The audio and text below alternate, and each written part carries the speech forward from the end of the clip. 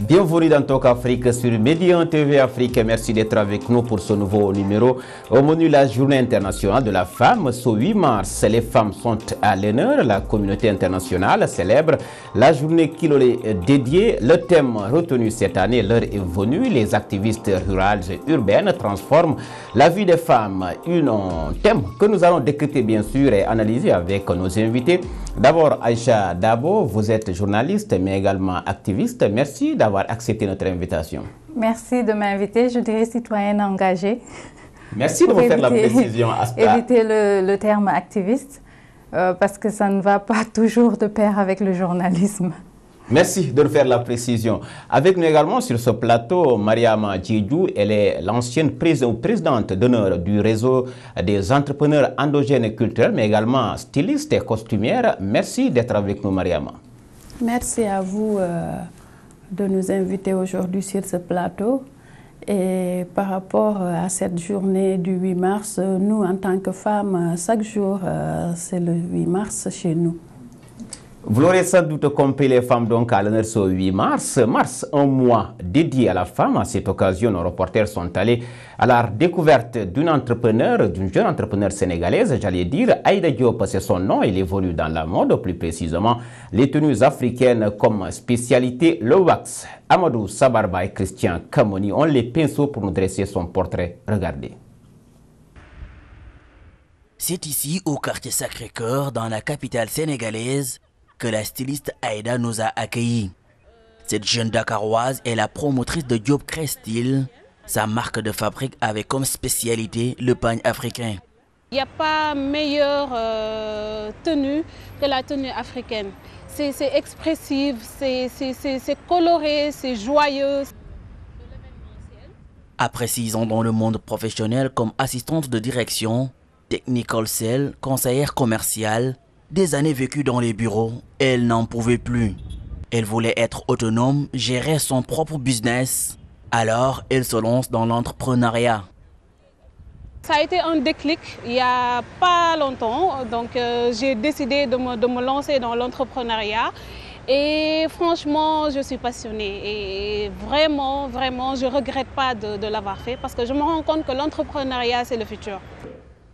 Le stylisme, un marché en plein essor au Sénégal, mais Diop Style, très passionné par la mode, propose une valeur ajoutée avec les technologies de l'information et de la communication. Il y a les réseaux sociaux qui sont là pour nous faire connaître, avoir plus de visibilité. Donc tout ça là, c'est des valeurs ajoutées. Et si tu sais comment exploiter ce genre de choses-là, donc je pense qu'un marché saturé ne sera pas un obstacle. Amina connaît bien ce coin. Elle est auteure, scénariste. Aujourd'hui, au-delà de la qualité du produit qu'elle ne cesse de louer, l'artiste y passe de bons moments. Très original, très joli. Très classe, si on veut un style décontracté aussi. Titulaire d'une licence en anglais à l'université Cheikh Anta Diop de Dakar et une licence professionnelle en marketing, communication et stratégie de vente à la Chambre de commerce de Dakar, la jeune entrepreneur fait également dans la décoration intérieure et la restauration. Un portrait signé Christian Kamoni et Amadou Sabarba. Mariama Djedjou, vous êtes également styliste et costumière. Comment appréciez-vous le parcours de cette jeune entrepreneur? Elle a parfaitement raison. Dans ce milieu de la mode, dès qu'on s'installe, on sait que c'est un milieu où on ne doit pas chômer. C'est un milieu créatif et il y a beaucoup d'ouverture. Ouais. Alors, Aïcha Dabo, nous allons revenir sur le thème avant de reparler de cette jeune entrepreneure sénégalaise au fil de cette émission. D'abord, le thème retenu, les activistes rurales et urbaines pour transformer la femme. Qu'est-ce que ce thème vous inspire comme réflexion? Moi, je pense que lorsqu'on vit dans les zones rurales et les zones urbaines, on peut avoir des réalités semblables en tant que femme, mais aussi il y a des divergences. Et on n'a pas nécessairement les mêmes priorités. Et si on doit aller de l'avant, améliorer la condition de la femme, les droits de la femme, l'autonomisation de la femme, on a à la base besoin de travailler ensemble. que ce soit ceux qui sont dans les zones urbaines et ceux qui sont dans les zones rurales. Parce que souvent, la capitale, c'est dans la zone urbaine. Et des fois, on se demande même si certaines décisions ou politiques qui sont prises prennent en compte ceux qui sont dans des milieux un peu lointains, dont les réalités sont différentes des femmes des zones urbaines. Donc moi, je pense que c'est primordial. Et avant de prendre une décision stratégique sur les femmes, quand on dit les femmes, c'est les femmes partout, quelques femmes que ce soit. Donc, on doit prendre ça en compte. Et il n'y a rien... Moi, personnellement, j'ai fait le tour du Sénégal. J'ai fait les 14 régions, je suis allée dans les villages reculés. Et ça m'a ouvert les yeux. Ça m'a montré que les réalités que moi je vis, ou bien qu'une personne, par exemple, dans Tambacounda ville vit, et dans un village lointain, ne sont pas nécessairement les mêmes. C'est quoi la différence entre ces deux extrêmes que vous Par exemple, si vous vivez dans un village lointain où il n'y a pas d'électricité, il n'y a pas d'eau, votre priorité c'est l'accès à l'eau. Vous devez marcher des kilomètres pour aller chercher de l'eau, ou bien vous allez aller dans un puits très tôt le matin, puiser, et ensuite commencer les tâches ménagères. Ça, c'est si vous n'avez pas d'activité génératrice de revenus. Et des fois même, vous avez une activité génératrice de revenus, mais vous allez vous réveiller à 5 heures du matin, aller chercher de l'eau, revenir, vous occuper des enfants et tout. Donc, cette personne-là, sa priorité, c'est l'accès à l'eau. Et l'accès à l'électricité, pas nécessairement l'électricité avec les pôles et tout, mais peut-être une lampe solaire qui peut l'aider. Donc, et si vous êtes à Dakar, vous pouvez avoir ces difficultés d'accès à l'eau et électricité, mais ce n'est pas la même chose. Parce que lorsque vous ouvrez votre robinet, vous avez accès à l'eau, ça vous facilite et ça vous permet de gagner en temps et vous avez d'autres priorités. Donc, il y a ces réalités-là qui sont différentes. Et des fois, lorsqu'on a tendance à oublier et mettre toutes les femmes dans les mêmes carcans, c'est pourquoi moi je parle plutôt d'équité. Lorsqu'on veut faire quelque chose, il faut regarder quels sont les besoins de ces personnes-là. Et quand vous allez dans les mondes ruraux, ces femmes-là savent exactement ce qu'elles veulent et ce qu'il faut faire pour améliorer leurs conditions. Donc moi, je ne pense pas qu'on doit décider à leur place, on doit les impliquer. Et avoir ce thème de femmes rurales, femmes urbaines, c'est juste pour mettre le focus sur le fait qu'on a besoin d'un partenariat, d'être tous sur la table et de discuter de nos différentes réalités et priorités. Alors, discuter de vos différentes réalités et priorités, c'est vrai qu'elle a fait un peu le tour du Sénégal, elle est dans le monde rural. Aujourd'hui, vous également, vous connaissez un peu le monde rural parce que comme le thème nous l'indique, aujourd'hui, quels sont les défis qui s'opposent à l'autonomisation de la femme rurale? L'autonomisation de la femme rurale, Madame vient de le dire, j'ai fait le tour du Sénégal comme elle. Parce que mon père est ingénieur agronome, j'ai fait toutes ces zones. Il y a Kédougou, Tamba, Kolda. Il y a des femmes qui se réveillent à 5 heures du matin. C'est pas évident, c'est pas évident. Elles mettent leurs enfants sur le dos, elles vont au puits, des fois elles n'ont pas l'eau, les autres vont au marché. C'est compliqué. Et après, on prend des décisions à Dakar. Et dès qu'on arrive là-bas, elles sont là, elles ont leur tontine. C'est des femmes qui croient en elles, elles ont leur tontine. Il y a des gens qui viennent, qui les arnaquent en leur disant « vous allez faire ça, et par rapport à ça, on vous donne un prêt ». Elles donnent leurs petites économies qu'elles ont, et après, au finish, elles sont arnaquées. Mais dans ce que vous dites là, quand même, il y a des femmes qui sortent du lot et qui deviennent, comme on dit, des self-made women.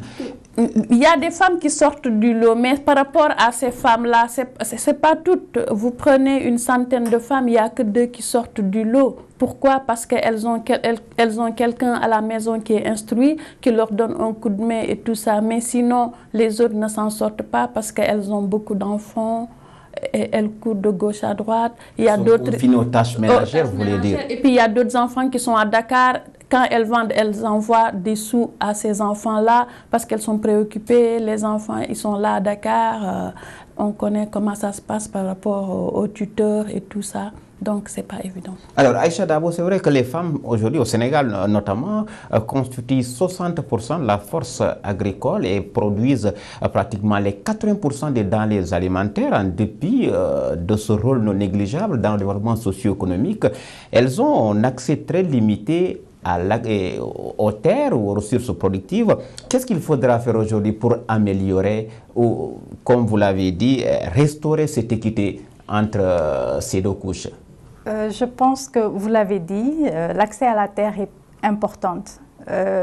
Bon, moi, dans le Fouta, je suis une fois allée dans le Fouta.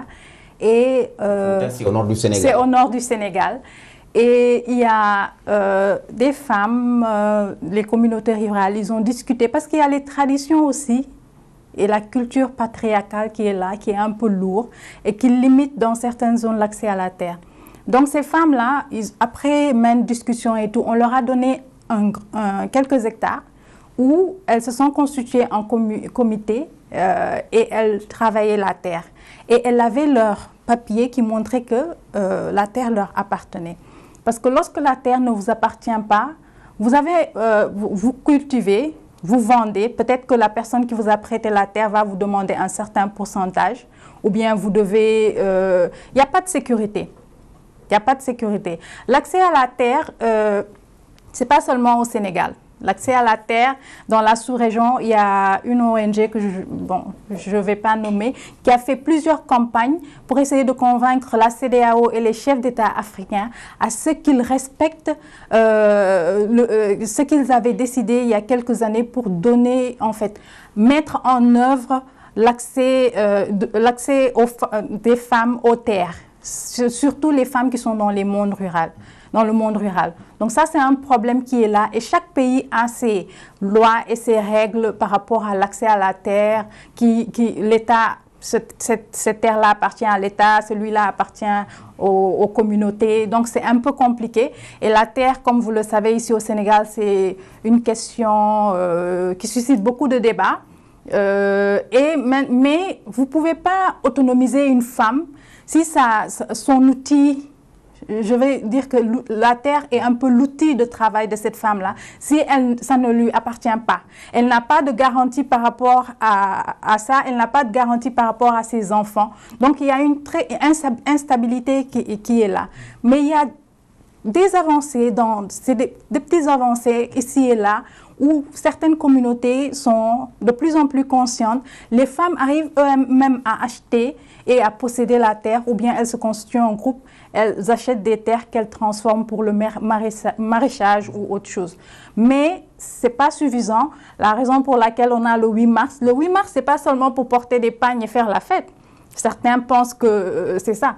Chaque jour, c'est la journée de la femme. Donc le 8 mars, c'est juste le moment de s'asseoir et de dire où on en est, qu'est-ce qu'il faut améliorer, qu'est-ce qu'il faut changer. En attendant d'y arriver, Mariama Diédhiou, qu'est-ce qu'il faudra faire aujourd'hui concrètement pour que la femme soit autonome? Ça, c'est une bonne question. Moi, très sincèrement, je salue au passage notre première dame, qui est une Sénégalaise. Et c'est la première fois qu'on ait une Sénégalaise comme première dame. Nous la convions et nous lui lançons un appel de venir vers les femmes.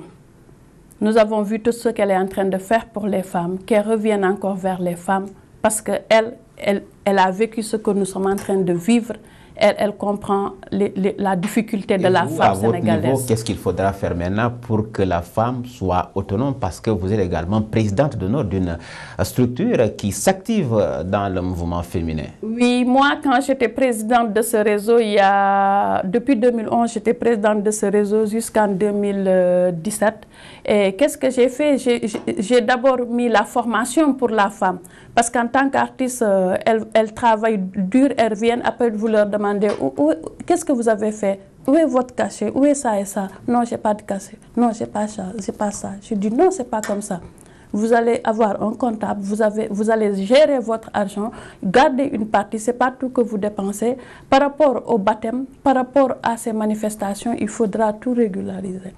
Et par rapport à ça, notre réseau, on a eu des formations.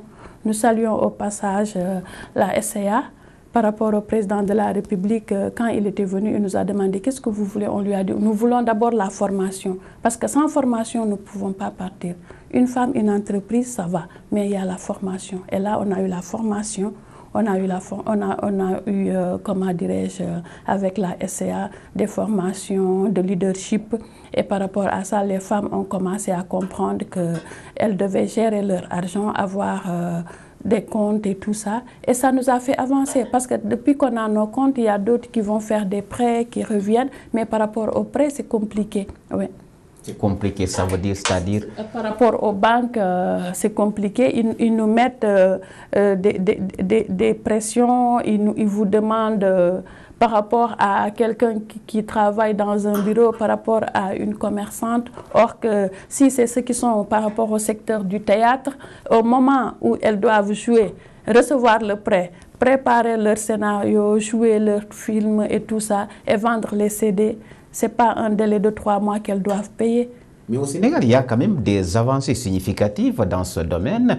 Juste pour nommer, à titre d'exemple, le gouvernement ou l'État a érigé un ministère de la femme, également l'entrepreneuriat féminin. Qu'est-ce que vous en faites avec ces structures étatiques qui sont mises sur pied pour accompagner les femmes dans le cadre de leur promotion? Mais nous avons toutes ces antiquités ici, mais par rapport à ça, nous courons derrière des rendez-vous. Et comme je vous dis, une Mariama Diédiou qui est styliste ou bien une Ramatiam qui est dans le théâtre, qui doit préparer son sketch et tout, elle n'a pas le temps de courir comme ça tout le temps derrière les rendez-vous. Quand je viens, il faut qu'on fasse du tic-au-tac, après on s'en va, mais il faut venir, il y a un protocole et tout ça. Après on dit, mais quand même, c'est quoi ça? C'est quand même des gens qui nous disent, on vous fait un prêt et ça, on nous envoie des personnes, on est là pendant 72 heures, une semaine. Après, les femmes, elles ne comprennent rien par rapport à ça. Elles disent finalement, c'est un retard, vaut mieux qu'on continue à travailler en solo. On leur fait comprendre qu'il faut croire en nous en tant qu'artistes. Parce que par rapport à tous les autres pays, c'est la culture qui fait avancer un pays. Et aujourd'hui, le Sénégal, plein de gens savent que la culture, c'est vraiment quelque chose, c'est pas n'importe quoi. Vous y comprenez quelque chose avec l'érection du ministère de la femme chargé d'accompagner ou de promouvoir la femme en tant que telle au Sénégal? Non, moi je pense que c'est important. Maintenant, à quoi ça va servir et est-ce que le ministère ou les ministères sont en train de jouer leur rôle pleinement? Ça, c'est une autre question. Je pense que ce n'est pas seulement au niveau de l'État que ça se passe. La question de la femme, on la vit dans nos familles. C'est quelque chose de... La promotion de la femme, cette question doit être prise en charge par les décideurs. Bien sûr, mais ça commence dans la famille. Par exemple, si en tant que fille, votre père décide que vous n'allez pas à l'école, il y a déjà un problème. On commence dans les cellules familiales. L'éducation de base, vous voulez dire? Oui, on commence dans nos cellules familiales, dans notre communauté. Et tout ce que l'État ou les ministères peuvent amener, c'est nous soutenir. Mais on doit pouvoir changer de mentalité, pouvoir voir la femme autrement que une mère, une sœur. Savoir que la femme peut réaliser des choses. On a vu beaucoup de femmes qui font de bonnes... Moi, il y a des femmes qui sont dans le monde rural que j'aime citer. Il y a une dame qui s'appelle Korka, elle est dans le nord du Sénégal. Elle est très connue pour son riz. Elle a une marque de riz. Il y a une femme dont j'ai oublié le nom, elle fait du fognon. Elle est dans la zone de Tamba. Oui. Il y a une femme qui est à Kairé, Marem Kairé, mais... Ces femmes-là, c'est des femmes dans le monde rural qui arrivent à réaliser des choses. J'ai regardé une vidéo de Mariam Kairé et elle expliquait, elle disait que depuis qu'elle a commencé, elle a créé une association de lutte contre le sida. Ensuite, c'est devenu, son association a grandi pour devenir une ONG pour promouvoir la femme. Et son association gère 45 femmes reporters, des mamans qui ont 50 ans et plus. Pourquoi ne pas multiplier ces initiatives dans le monde rural, puisque c'est des cas partant des exemples bien précis qui doivent servir de modèle aux autres femmes? C'est là que l'État doit intervenir, parce que l'État doit connaître ses priorités. Si je vois qu'il y a un succès ici, pourquoi ne pas le dépliquer dans d'autres zones rurales? Parce que je veux aborder une question, on ne peut pas le faire tout seul. En tant que communauté, en tant que famille, il y a les ONG et les partenaires qui viennent aider, mais il y a la mise à l'échelle qui reste. Et ça, c'est la responsabilité de l'État, parce que les citoyens payent leurs impôts, Donc, il faut que l'État intervienne et c'est là où il y aura la pertinence d'avoir un ministère de la femme qui pourra identifier ces différentes femmes-là. Oui, qui existe, oui. Maintenant, je pourrais justifier. S'il y avait... Ce ministère-là pourrait aider dans la mise à l'échelle, voire dire j'identifie telle femme, tel projet.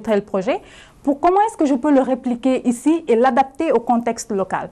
Donc là, c'est des idées, des stratégies que les ministères, eux, peuvent faire et qui ne sont pas nécessairement, je ne suis pas nécessairement stratège pour faire un plan de développement, mais ça, c'est le travail du ministère.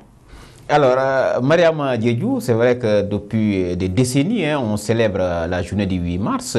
Mars, un mois dédié à la femme, comme nous l'a dit Amadou Sabarba dans son reportage. Depuis lors, qu'est-ce que la femme a fait de façon concrète qui pourrait améliorer son sort? Parce qu'on assiste à des panels, à des journées de réflexion, à des festivités. Qu'est-ce qu'on peut dire ou qu'est-ce que la femme ou les organisations féminines ont posé comme jalon de façon à améliorer le quotidien de la femme? Nous, en tant que femmes entrepreneurs culturelles, nous avons vraiment amélioré notre sort parce que maintenant, nous savons que nous sommes indépendantes et nous avons nos entreprises. Autonomes, oui, nous sommes autonomes parce qu'avant, nous n'avons pas d'entreprise. Nous vivons en solo et tout, et nous nous regroupons comme ça. Et après, quand on a mis le réseau, on a une femme, une entreprise. Et là, nous engageons des gens. Nous faisons travailler des gens qui sont là. Vous êtes devenus donc des pourvoyeurs d'emplois. Oui, nous sommes des entrepreneurs maintenant. Et en plus, par rapport à ça, nous croyons en nous parce que nous savons que ça, c'est notre gagne-pain. Ce n'est pas un travail comme avant, comme les gens travaillaient et allaient gâter ça pour un baptême ou bien un mariage et tout ça. Nous sommes conscients. Parce que par rapport à ce que nous vivons, nous croyons en nous. Nous avons eu la chance d'avoir des parents qui nous ont inscrits, qui nous ont instruites et après aujourd'hui, donc c'est pas toujours comme ça, comme elle le dit. Il y a des parents qui pensent que la femme, elle doit rester là et tout. Moi, en mon cas, j'étais divorcée et après mon père a accepté de me payer l'école de stylisme. J'ai fait l'école de stylisme chez Oumoussi, j'ai terminé ma formation et voilà que je travaille. Et d'autres femmes aussi. Et c'est parce que nous avons des gens derrière nous qui croient en nous. C'est pour cela que nous lançons toujours un appel à la première dame. Parce que c'est elle qui a cru en elle qu'on a le président de la République. Oui, c'est pas n'importe qui. C'est une dame qui croit en elle et dès qu'elle donne un coup de main, ça marche. Alors, Aïcha Dabo, nous sommes presque arrivés au terme de cette émission. Le 8 mars, chaque année, on célèbre cette journée qui est dédiée aux femmes. À votre avis, qu'est-ce qu'il faudra faire un peu de façon formelle pour accompagner les femmes dans leurs activités quotidiennes? Moi, je pense que, comme je l'ai dit, il faut éviter de généraliser. Chaque femme est différente de l'autre, même si nous sommes semblables. Donc, si on veut, c'est pas nécessairement, c'est vraiment que tout le monde vienne. C'est bien d'avoir les panels et tout, mais qu'est-ce qui en sort après? Est-ce que les suggestions que ces femmes-là donnent sont prises en compte? Est-ce qu'il y a un plan d'action après? Est-ce qu'il y a un suivi? Il y a toutes ces questions-là. Souvent, c'est le folklore qui entoure le 8 mars. Mais le 8 mars, ce n'est pas seulement la fête, comme je l'ai dit tantôt. C'est le temps, parce que s'il n'y avait pas eu des femmes qui se sont battues avant, par exemple, moi, je ne serais pas assise là.